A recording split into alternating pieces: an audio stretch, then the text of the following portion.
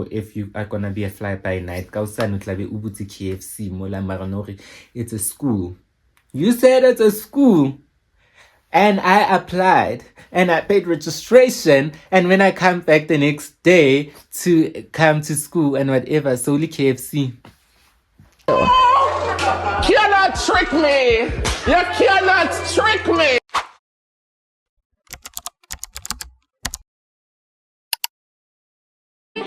I want you to sing my name. I know a lot of you don't know me.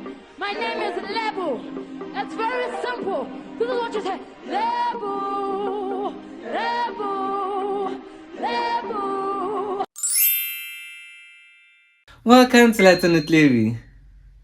Now this is a show which shines spotlight on the culture and everyone that you should know or already know. Now superstars, South Africa puts on the most creative festivals in the world, but lately the machines behind them have been collapsing. So today we'll be putting on our thinking caps on and we'll be checking out why this keeps happening and also who's affected and what makes a festival survive. So let's get into it.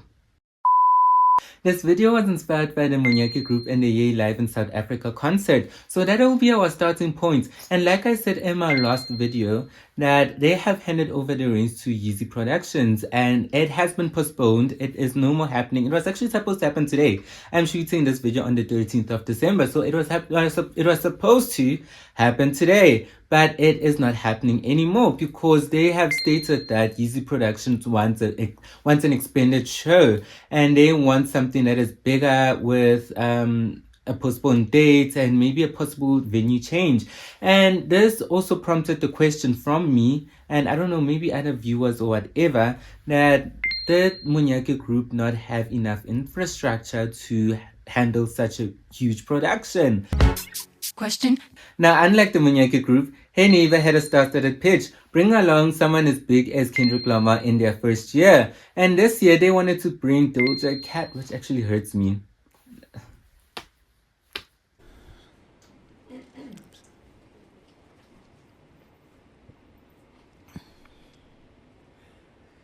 But now all that collapsed into cancellations, resulting in customers demanding refunds and those refunds stalling. And that's the classic promoter crash. Public goodwill evaporates as soon as refunds stall. Like, people want their money. Like, people wanted their money and they didn't care anymore. Like, they thought, yeah, it just got messy. This has already been transacted. I'm saying bring my money.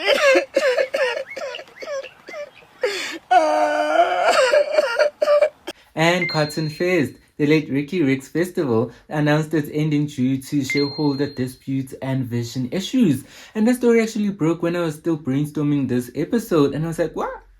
This is shocking. I mean, it's not new, you know, things happen. Especially, you know, it happens in groups, in like singing groups and everything. And also business. It happens with a lot of businesses where there are disputes within the company and people just wanted to go in this direction or that direction. So it's nothing new, but it was just shocking. It was shocking, especially when it came to me right now. I was like, oh, hallelujah. You know what? They want the story to be big. Oh my gosh.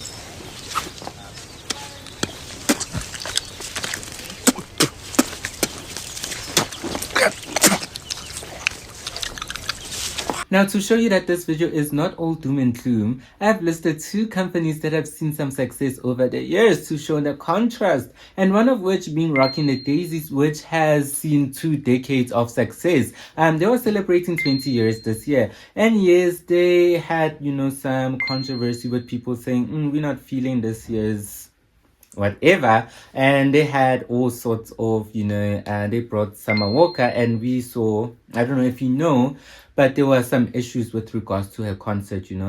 It only lasted like maybe 20 minutes. I don't know. It was a short performance which led to her having to perform at a parking lot somewhere. So there were some issues with regards to that. South Africa, I am so sorry. I literally don't understand what happened. I got kicked off the stage. This whole thing was really unprofessional. They changed my time 3 times. And when I got on stage, I'm thinking I'm about to do my full set. They're yelling in my ear to cut my whole entire set halfway. Meet me at Tempo in the parking lot. gotta Uber or you gotta let somebody drop you off. But it has still seen some success, like 20 years, that's a lot. Starting from 2005 onwards. And the second one is big concerts, which started in 1989. And it has brought on some huge stars like Rihanna, Michael Jackson, Justin Bieber. It has seen so many international acts that it is so huge. I think that's the hugest one we have. Because they did even say that they are in the top 100. I forgot. Is it Rollstar? Let me put it down below. But I forgot. But yeah, they are the only African promoter company that is in that list. So to show you that it is actually huge and it has seen some success and it is still going. It's even bringing shits and gigs this year. Next year, Jan. Ooh, what did I say this year? Next year, Jan, shits and gigs. If you like it, you can go check it out. But yeah. So now that I've shown you that this video is not all about doom and gloom, we're gonna get into why this keeps happening, why they keep collapsing. And I think number one is overambition without infrastructure. I feel like some of these companies go into it and be like, we have enough for the act, we have enough for the artist, we just don't know how we're gonna pay everything else, or we don't have a team, we don't have tech, we don't have anything, but we will pay everything else with the ticket money. Like, and we know in South Africa, I don't know. I just know with me, I'm like a last minute person. I don't buy tickets, especially if I don't know the promoting company. Like I said, big concerts, Rocking the Daisies. I've never been to Rocking the Daisies or whatever, but I know about it and I know enough to know that, a lot of people go. So it's trusted. Everyone trusts it. I don't think people will be like, I'm skeptical. Like, if they were to bring, they already bring international acts, but I'm just saying if they were the ones who are bringing Kanye West or whatever, people will be like, I'm paying as soon as it drops. But with these new ones, you kind of like skeptical and everything. So I just feel like point number two being the ticket prices. Tickets and everything else. If that's what they are planning to pay things off with, it's like, yeah. But number three is definitely international acts and booking fees. I feel like if an international act decides to cancel everything else, that just ruins their plan, especially since if they don't have any contingency plans, if they don't have funding for a contingency plan, like if they only have enough for the certain thing, especially since they book. The problem with these promoting companies is that they just book these big acts. Hey Neighbour brought Kendrick Lamar in their first year. Monyake Group is bringing Kanye West in their first year. Like it's crazy to me.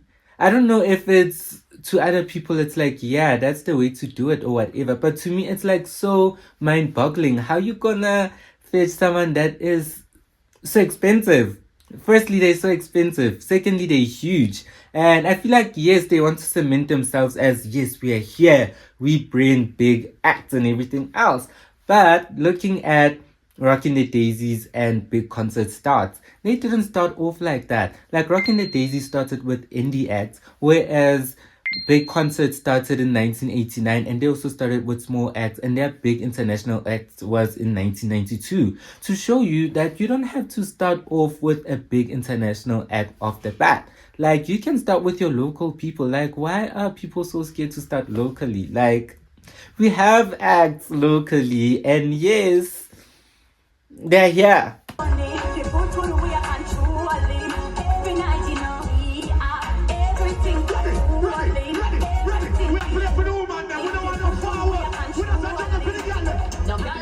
Point number 4 is definitely sponsorship instability and government pullbacks. With regards to sponsorships, when, especially, like I said, as a consumer, you're already like skeptical and whatever. Now, what do you mean a sponsor will be like, oh yes, let's go. Like, you trying to do this big thing, we'll back you 100%. They're also going to be like, and I think that's what happened with Hey Neighbour. allegedly, I think, or Monyake Group, one of them. I think I read somewhere where they said they weren't getting sponsors or anything like that. So that also was also a lead to their demise or whatever. But government pullbacks is definitely when Gates and McKinsey decided to pull festival funding. I don't know what for. Yeah, but so that's also such a huge thing. And number 5 is definitely logistics and everything else. I know with rocking the Daisies, as I said with Summer Walker's thing, the problem was that they couldn't get any police permit or whatever. I don't know, but something about police permits that made them delay, which led to her only performing for those few minutes and whatever, which why isn't that handled beforehand? I don't understand. Like, maybe it's because I don't work in these sorts of companies and whatever, and I will never understand that behind the scenes. But I just feel like some things need to be handled beforehand, like, especially not the day of the event. Like, that is such a sloppy thing, especially for a promoting company that's been working for 20 years, that's been successful for 20 years.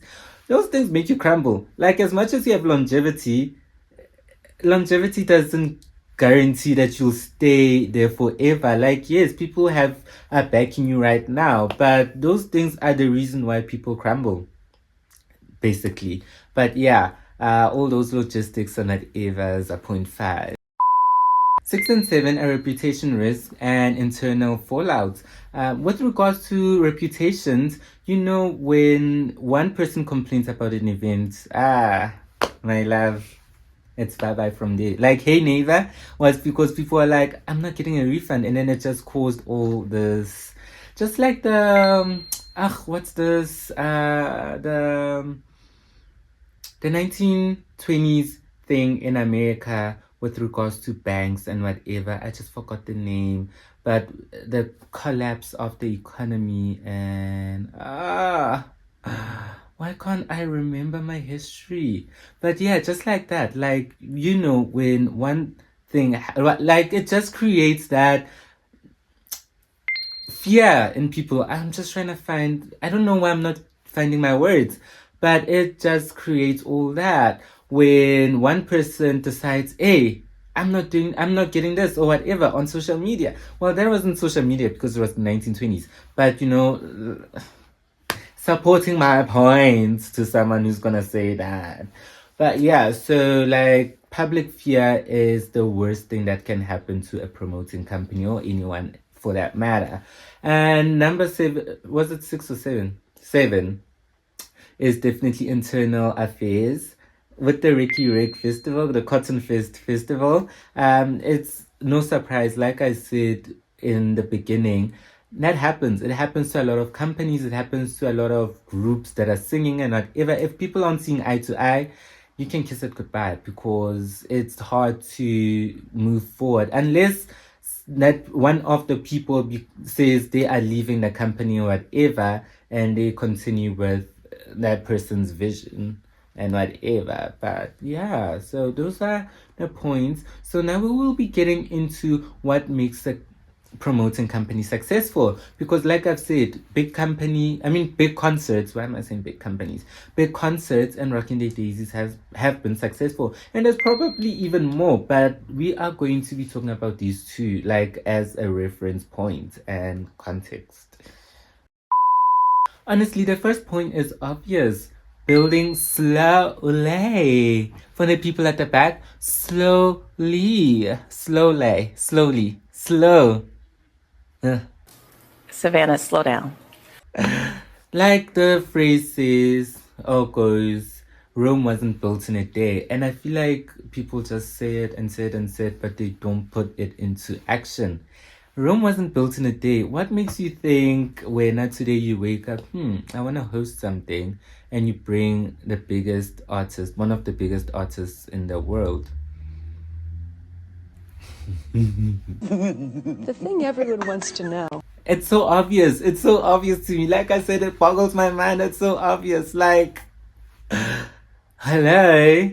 You need to start small. You need to build. You need to also, point number 2, get network. You need to get public trust is point number 3. So network, you need to know your players in the game and everyone else, and know who this your go-tos for this my gosh, your go-tos for this and that and whatever, and network and whatever, and get your footing, in your first year. And then public perception is very important, point number 3. The public needs to trust you. That's like the biggest thing. The public needs to trust you. And I think one thing I got from Kim Kardashian's masterclass ad was that you are, as the brand, people don't just buy into what you're selling, but also who you are and what you make them feel or whatever. You are the product. People invest in you and how you make them feel, not just what you sell. And that applies to companies. Like people, yes, I will buy a ticket because Zandile is coming. But also, I also want to know, like, as much as I want to see Zandile, I'm just like, but I don't know this company. I don't trust this company. I don't know if, they have the best reputation or not ever. And if I want a refund, regardless of if they're collapsing or not, maybe I just want a refund because I might not be going anymore. Like, will it be a smooth thing? Because I've had problems with companies, but I digress, who fight you with regards to refunds, and I hate that. But so public perception is very important, community building and everything else. Like, we just need to trust you. We need to know that you are our go-to festival person, company. Or if you are gonna be a fly-by-night, it's a school. You said it's a school, and I applied, and I paid registration, and when I come back the next day to come to school and whatever, solely KFC. Yes, guys. Gotcha. Gotcha. The last point that actually ties into refunds is public transparency. And that's a big one. That's a huge one, especially for Munyaki Group and Hey Neighbour. That was an issue for a lot of people. Like, problem is, what happened was with Hey Neighbour, they announced that, hey, we are moving this concert, or we are moving the date or whatever, but they didn't tell us what's going on. Is it still happening, or is it this? And I feel like, yes, there's, as I said, no one knows what's happening behind the scenes and whatever, but, a little bit of inclusion behind the scenes and tell us, hey, so this and this is happening, or this and that is happening. And because now they took out like a statement after the fact, and with all the collapse and everything, the head of Hey Neighbour was interviewed and everything. But like, those questions and those answers should have been brought to the public while it was still happening, because now a lot happened. And with the Miyaka group too, like, they weren't transparent with everything else. Like, they would announce that yay live in South Africa is coming, then it's dead. 2 months later, yes, it's happening, and this is the venue, and these are the tickets and whatever, then it's dead. Like, there was no reassurance. And as much as, yes, they tried to reassure or whatever, and Ticket Pro did also take out a statement and whatever, and I thought, like, I did say in my other video that I trust Ticket Pro, so I feel like it would happen because of Ticket Pro. That didn't age well, but there was a lack of communication. Like, for the fact that Ticket Pro had to also be the ones who take out a statement, and people had to call in at the stadium to ask, is it really happening and whatever. Like, people called to Ellis Park Stadium to ask, is it happening? Have they booked y'all? Has this and this happened? And it doesn't help that Kanye West is quiet. Like, he's done with his rants and everything else, and he's just been quiet on the net. He's been quiet on Twitter, and so he wasn't promoting this at all. Like, he just put out a post and was like, that's all I'm gonna do, which I don't know, maybe it was in his contract that we can't afford you promoting this, so don't promote it. I don't know, it was all weird. Like, from The fact that it was just the same poster with the Mexico one, and it's just weird, especially with concerts in South Africa. I know that concerts in South Africa they don't just happen in Johannesburg FNP Stadium. They also happen in Cape Town. So like it only being one day only, and I know it was intentional because the Mexico concert got one day only, and then it got extended because it was sold out, and maybe they just wanted to see if it's going to be sold out this side too, and maybe add in a second date or whatever. Which, this is South Africa, my love. People are guys, Cyril's economy, like most people say. Gooby, guys, gooby. People with their coins, people are like I said, a lot of people would rather last minute buy a ticket rather than, in the first month of it being announced, and I feel like I said, that's what these companies bank on. They bank on tickets. They bank on ticket purchases, and ticket purchases in South Africa, not successful, my loves. Try something else. What I will say is that if someone wants to start a promoting company or whatever, funds, and more funds. Have backup funds. Have every fund you can think of for anything that is to happen or whatever, because I feel like the funding is the biggest issue. I feel like these companies start off by saying, we're gonna get this sponsor, and the government might do this, and the ticket purchases will do that, and yeah, and that backfires because, like I said, sponsors, government these days, so yeah, but this is no way to say that it is a bad business idea or whatever. You just need a great business plan, you need a funding model, and you need everything else to make it a success. Money talks, dirty cash, I want you, dirty cash, I need you, oh.